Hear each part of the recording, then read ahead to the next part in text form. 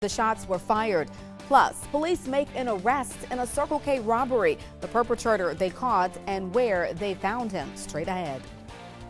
And it was another gorgeous day here across the Chattahoochee Valley. What you want to hear for is Saturday, but what's in store for the rest of your weekend? I'll have the forecast just ahead. Good evening, everyone. Thanks for joining us tonight. I'm Rosalind Giles.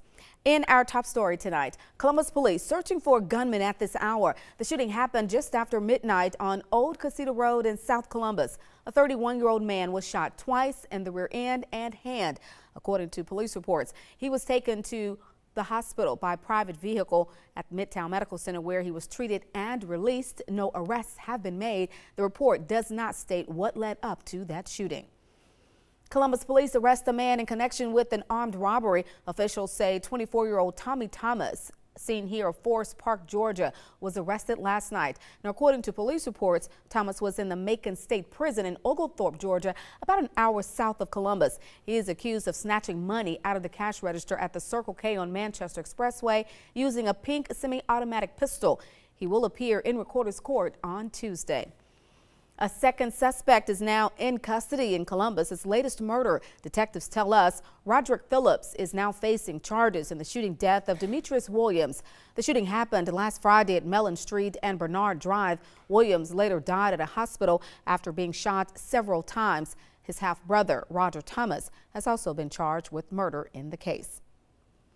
Well, this unseasonably warm weather is messing some folks up with the festive mood for some. People are just saying it doesn't feel like it's time to pick out that Christmas tree. Let's check in with Elizabeth Diamore to see if there's any change in sight. Well, Roz, I completely understand. It's just so warm outside, but it's hard to complain about the gorgeous weather that we've seen. I wanted to show you this picture one more time. Just a really nice evening here across the Chattahoochee Valley, which is hard to say usually during this time of December, which is supposed to be cold, but we do have some changes in store. Tomorrow, another warm day, so rounding out the weekend with temperatures well above average. But rain comes into the forecast for Monday morning, and behind that system, we do have some cooler temperatures back to the 60s. By next weekend, though, is when things will really start to cool down with highs reaching the 50s. So just hold on a couple more days. We'll get that holiday weather back in here. We are at 68 here in the Fountain City as well as in Atlanta, 66 in Montgomery. A very mild evening across the entire Chattahoochee Valley. If you're headed up to Fantasy and Lights there at Callaway Gardens, we have a nice evening, nice forecast for you. Keeping things dry under partly cloudy skies. Temperatures will be in the upper 50s as you're going through the light show. Now I'll have a check of the rest of your weekend forecast and talk about that rain we're expecting Monday morning, all coming up. All right, it's coming fast approaching. All right, thank you, Elizabeth. Everyone's pockets are certainly getting a break at the pump. Today, the nationwide average of gasoline, regular gas, Saturday was at $2.02. That's down 58 cents from this time last year. That's according to AAA. Now, GasBuddy.com showing the cheapest gas in Columbus is at $1.79. That's at the Circle K gas station on Veterans Parkway and 15th Street. And the gas across the bridge, you can get regular gas at $1.68 at the Big Cat on Highway 80 West. Drivers in Phoenix City, beware. Portions of a major thoroughfare will be closed come Monday morning. City officials say Somerville Road will be blocked off from 34th to 28th Street Monday, December 14th through Friday, December 18th. Now, crews will be replacing gas mains in that area. That stretch of roadway will reopen during the holiday and shut down again the week of January 4th. So you'll want to remember that. Now, for the detour route, you can check out our website under the local tab. Alabama Governor Robert Bentley is firing back at federal investigators over the debate to close 31 satellite driver license offices. This week, the U.S. Department of Transportation launched a federal investigation into whether those closings discriminated. Now, the governor says it's purely politics. He says the driver license offices were closed back in October after a drawdown budget fight. Since then, it has been the source of a seemingly non-controversial stop forever. Now, Bentley says the only reason the investigation is because of Hillary Clinton trying to get more votes. Earlier in the week, Senator Hank Sanders blamed the governor for politicizing the issue. Yesterday, Bentley responded. Senator Sanders doesn't know what he's talking about. And I'll just tell you, he has no clue what he's talking about, and he is the one that's being political on this issue. You know, I get tired of people playing politics. I get tired of people using the race issue. I really do. You know, most of these counties are white counties. They're not These are some of them are black belt counties, but many of them are not. Bentley says lawmakers aren't to blame because they didn't raise enough money. Georgia's business community is concerned about the more than 400,000 uninsured people in the state. The businesses are working to find a plan to access federal money to offset the high costs of paying for them. Now, 5 rural hospitals in Georgia have closed in the past 2 years, and many more are struggling. The Georgia Chamber is identifying ways for the state to get billions of federal dollars allotted for Georgia that's unused because the state has not accepted the Affordable Care Act's Medicaid expansion. Is similar to what the State Chamber did with the transportation issue over the last couple of 3 years. I mean, they felt like there was a problem that needed to be addressed. They studied it, they evaluated it, they looked at it, and they offered some reasonable alternatives that eventually became state policy. The Georgia Chamber will present the healthcare access study findings to the governor and the General Assembly next year. South Georgia ER doctors and family physicians are starting to see a slight uptick in the number of people sick with the flu. Doctors say the warmer than normal weather this season has actually kept the cases of flu to a minimum. Doctors say last year's concerns about the flu shot's effectiveness have been addressed, and a flu shot will reduce the transmission of the virus by as much as 60%. But now the CDC has fixed that problem. It looks like the flu shots are doing a great job of keeping the rates of transmission down. And so we're really just encouraging everyone, if they lost faith last year, to get back in and start getting those flu shots again. Now, fighting off the flu virus with a flu shot is a strong first step to staying healthy this season. Doctors also recommend you wash your hands frequently with soap and water, and don't share food or drinks with others, and keep a healthy diet and exercise too. The San Bernardino, California attacks have brought a new sense of urgency when it comes to terrorists on home soil. Details about what officials are doing to track terrorists in the U.S. And a major agreement today on the way to the deal with the climate change. We'll have more on that coming up. And here's that Colony Bank fishing game forecast for Sunday. Best times to get out will be 2:40 in the morning and 3:20 at night. For more on that, you can visit WTVM.com. After the break, they'll have a full check of your 9-day forecast. Stay tuned.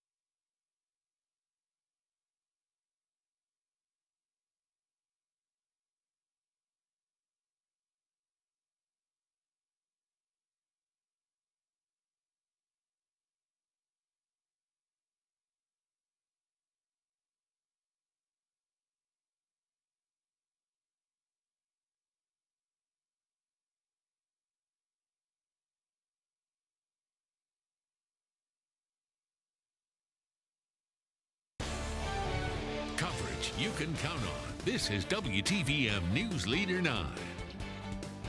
History has been made. Delegates at the Paris Climate Conference accepted a deal that will have almost every nation in the world working to limit greenhouse gases. Those delegates will now take their plan back to their governments. 196 countries are involved. The deal sets an ambitious goal for limiting the rise in the Earth's temperature. It seeks to limit global warming to 2 degrees Celsius, but strives for a limit of 1.5 degrees Celsius if possible. In addition, it urges donations of $100 billion a year to help developing countries. President Barack Obama issued a statement today earlier saying that the deal is the best chance that we have to save the planet. Thousands of activists have gathered in Paris. They say the deal does not go far enough. They are calling for more immediate action than what the deal is proposing, saying 80% of fossil fuels remain in the ground, which would require a much faster transition to the renewable energy sources. Very interesting there. Yeah, a lot of stuff going on in the climate world. Yes, with the global warming and all that. Well, what's going on here with the weather? Boy, people are wanting it to turn and get cold so it will feel like the holiday season. And I have good news. By next weekend, we're going to get cold temperatures in here. And then you're going to be like, wait a second. I like that 70 degrees But just Saturday. in time for Christmas probably, huh? Just in time for Christmas week. So looking better there. But tomorrow, we're going to see another warm day. Temperatures, check this out. Today, reached 75 degrees. That's 15 degrees above where we should be. Average high temperature 60 degrees, and it was a very warm day. And again, we're going to see that all again tomorrow before we get some changes in here for Monday and next work week, thanks to a system that'll bring in some cooler temperatures behind it. Currently in the 60s right now across the area, 68 in Columbus, 65 in LaGrange, coming in 65 as well there in Auburn, 62 in Eufaula. A very nice evening across the valley. I hope you enjoy the sunset right now as well. Go check it out after, of course, the news ends. Doppler 9 Radar Network showing a very quiet picture out there right now. No rain tonight. Again tomorrow as well, but we do have some rain coming in for a late Sunday night, really Monday morning, thanks to this system well out to our west there across Texas, bringing with it some rain across eastern Texas. That's going to track to the north and east, that area of low pressure, and as it does that, you see that cold front that's going to swing through our area. Could have even some severe weather in parts of Mississippi down towards Louisiana, but as it moves in our direction, it's really going to lose that punch, and we're not expecting a lot in the way of severe weather. Just some showers, could have some heavy downpours, maybe some gusty winds, but again, not expecting anything in the way of severe as of right now. Futurecast here to play all of that out for you. Have it stopped at a few different areas. Just wanted to pinpoint what you can expect for Sunday night and Monday morning. But this is Sunday morning, looking great as you're heading to church. A few clouds around, maybe some areas of patchy fog, but not dealing with any rain. Same case for any Sunday evening plans. A few clouds around, but holding off on the rain. By late Sunday and going into the early overnight hours of Monday, I mentioned a 10% chance of rain just because of some showers that could pop up ahead of that main line. But again, just a couple of sprinkles with that. As we head towards Monday morning, we really get past that commute hour. This is at 10 a.m. We're expecting that rain to move in. But again, just some showers, maybe some heavy downpours and gusty winds. That front will move through, taking with it the rain. And we're looking good as we get into Tuesday. We'll get some sunshine in here. Temperatures will be closer to average. Tonight, 54 across the Chattahoochee Valley, partly cloudy skies, a few patchy areas of patchy fog. Tomorrow, 75, very warm, sun and clouds. Enjoy your Sunday because that rain will start to move in as we head towards your Monday morning commute. Again, temperatures cool down, and then there it is. There are the 50s I was promising, with overnight lows back to 30. So next Sunday morning for church, you're going to be a little colder than you are tomorrow morning. But focus on that rain on Monday. Stay tuned to updates here as well as tomorrow. We'll see how happy people will be when those temperatures start to drop down. Exactly. All right. Thank you, Elizabeth. Thank you. The terror attack in San Bernardino, California adds urgency for federal officials to identify and track down potential terrorists in the U.S. Many analysts and counterterrorism officials will tell you lone wolf style attackers are some of the hardest to identify.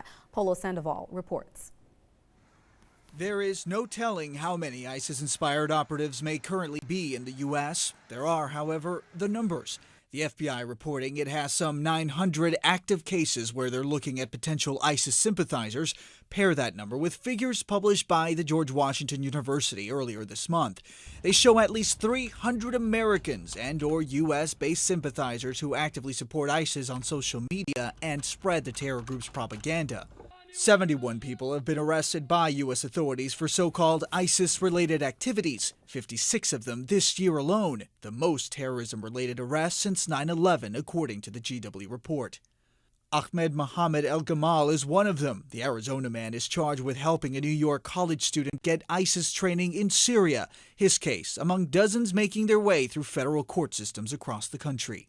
The figures reflect the constant struggle for U.S. officials to track down extremists already in the country. The efforts were not enough to thwart last week's ISIS-inspired attack in San Bernardino, California.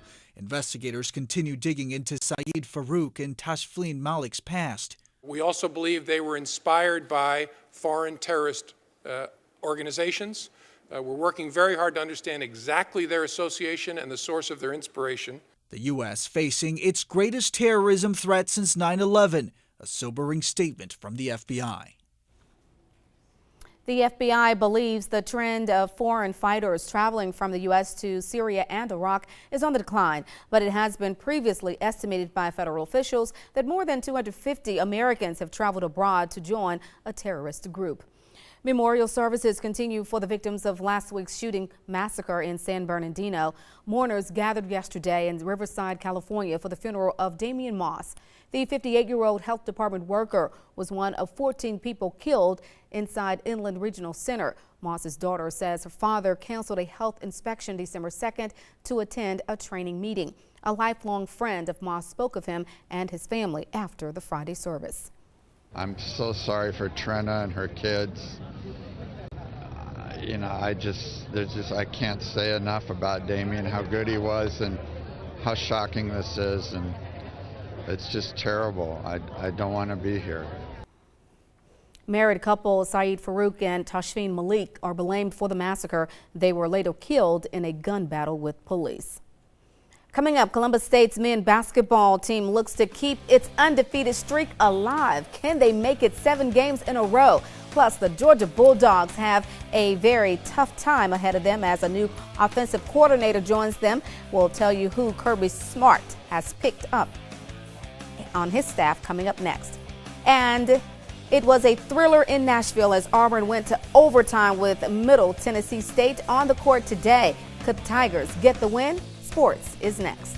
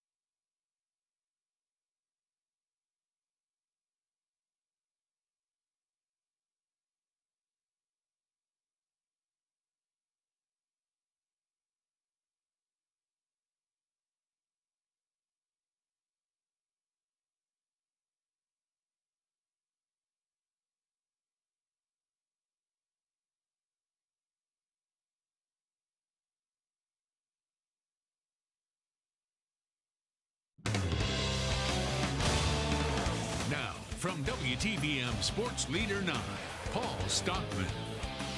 Major college football may have the week off, but that doesn't mean Georgia head coach Kirby Smart is taking it easy. He's actually making some moves on this laid-back Saturday, officially hiring himself an offensive coordinator. Pitt's OC Jim Chaney is coming to Athens to take up the same position. Chaney is no stranger to SEC football. He actually spent 2 years at Arkansas before joining Pittsburgh and also had 4 years at Tennessee. Now, Chaney's style includes a dynamic pass attack, but also a power run game, as you see here, which should fit for guys like Nick Chubb. Chaney coached current Saints QB Drew Brees when he was at Purdue in the early 2000s, and the Dogs also added 2 assistants today. Sam Pittman from Arkansas will be the new offensive line coach, and Alabama's Glenn Schumann will be a defensive assistant. Meanwhile, Kirby's former team will be busy today as well, watching running back Derrick Henry in tonight's Heisman Trophy presentation. But will that number 2 on Henry's jersey mean even more after tonight? The Bama Junior has an opportunity to become just the 2nd player in Alabama history to win the Heisman Trophy. The first was running back Mark Ingram back in 2009, and Henry is the favorite on a lot of ballots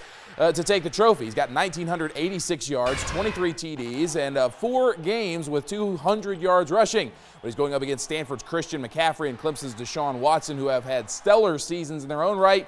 Tune in on Sports Leader 9 tonight at 11 to hear the results. And there is some college football today. The annual Army-Navy game taking place right now. This is in the 4th quarter. Navy's up 21-17. It looks like they may beat Army once again in this military rivalry. And now let's take a look at the future of college football. The Alabama-Mississippi All-Star game. There's Auburn's Sage Ledbetter. He did some of the kicking today. Not much else going on for the local boys except right here. Mississippi fumbles the ball. It's picked up by Opelika Zoe Bridges, and he fumbles it himself, but Bama would still come up with it. The game was tied at 14 all the way into the 3rd quarter, deep in the 3rd quarter. Last play of the quarter, in fact, Memphis commit Keon Howard finds A.J. Brown. The 4-star receiver had 2 TDs, and that's one of them. Mississippi up 21-14. Then in the 4th, Howard coming up big again, looking deep. And he's going to find DeKalen Metcalf, the Ole Miss commit, with his 2nd touchdown of the game. Mississippi breaks Alabama's 7-game winning streak in this contest. They win 28-21. Let's go to some college hoops now. Auburn on the road against Middle Tennessee State. And what a game for Auburn's Kareem Carey. Inside of a minute to go, Tigers trailing 72-67. Carey pulls up for a deep NBA 3, and he gets it. Auburn within 2 inside of 20 seconds. Now with less than 10 to play, it's Carey one more time, pulling up for the 3. Buckets. We're going to overtime. And in OT, Carey would do it again, this time getting the assist. He's going to dish it to T.J. Dunans for the alley-oop dunk. 77-75, but Middle Tennessee State would take over. This is Giddy Potts. He's giddy after this one. Pulls up, makes the 2. Gets Middle Tennessee back in it, 78-77, Auburn in the lead. But inside of 2 minutes, an inbound pass catches the Auburn defense napping. Perrin Buford all alone for the slam. Auburn puts up a good fight, but they lose 88-81 on the road. In other action today for the men's, Columbus State's basketball team loses its first game of the season against Lane College. That score 74-69. The Dragons were able to hold on despite a late surge from the Cougars. They'll get ready for their next game, will Columbus State, against UNC Pembroke on Thursday at home. Let's go to the women's side of basketball now. Alabama hosting Georgetown. And talk about great afternoons. How about Hannah Cook? Here she drains the 3 all net from downtown, tied down 10-9. Then in the 2nd quarter, game tied. Cook changing it. Boom, another 3-pointer there, 22-19. Then later in the quarter, it's Cook one more time. Splash, and that makes it 25-19. She had 22 points and was 6 of 8 from 3-point land. Bama would run away with it from there. They win 78-66. And that is your look at sports. Great to see the Alabama-Mississippi All-Star game played at my alma mater there, USM. Yeah, oh yeah, you're from Southern Miss. That's right, that's right. I'm sure you're a little bit happy that Mississippi won, right? Yes, maybe? Okay. absolutely. Always. Thanks, Paul. Well, a Star Wars toy produced almost 40 years ago has sold at auction for a price tag that's out of this world. On Friday, a bidder paid $25,000 for this Luke Skywalker auction figure. It's considered very rare. Now, Luke's lightsaber broke easily, so the toys were pulled from the production. So, wow, $25,000. $25,000. Wow. That's amazing. That's Thursday night, right? The movie premiere? Yes. Well, your forecast Thursday night looking a little on the cool side. But tonight, Saturday evening, looking great, keeping things in the 50s for most of the evening. Tomorrow, another very warm day. All right, that's going to do it for us. Thank you so much for joining us. We'll see you back here tonight at 11. Have a great one, everyone.